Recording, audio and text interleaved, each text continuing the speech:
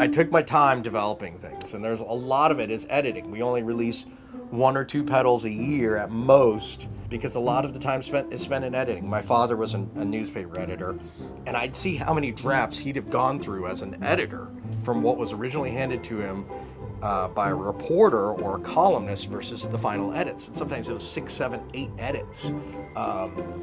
And I had that same experience here. It's like, just because I make something and it sounds something and it makes a good sound and I feel pretty pleased with it right from the get-go, does not mean that we are ready to go.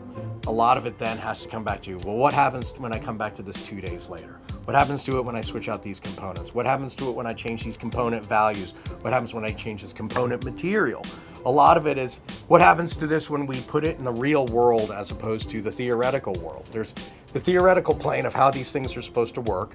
Then there's the initial practical plane, or the initial physical plane, where they're on a breadboard and they make a sound or they do what they want per the schematic or the design.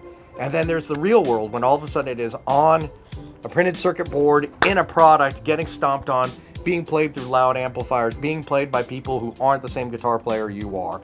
And then all of a sudden you have to then reevaluate the product. One thing I was grateful for from my professional experience at Ericsson is I was able to witness and observe product development teams, and they had what they called toll gates. And they said, at this toll gate, we just have to make sure there's proof of concept. At this toll gate, we have to make sure that we can actually build this thing.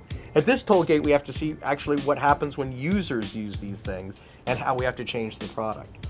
So the beauty in these kinds of devices and our ability to take time with these things is that while we're developing things, I can learn about other things that we want to do for future releases.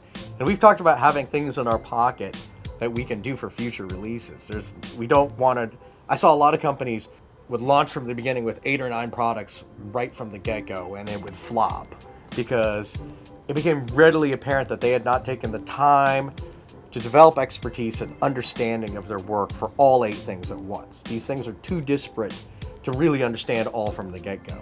So our customers have been patient with us. They've allowed me to take the time to say, hey, I'm going to release a tremolo pedal, and I'm going to spend a year studying the tremolo pedals that I like. I'm going to spend a year studying the tremolo circuits and amplifiers that I like. And then we're going to elaborate on something based on that information.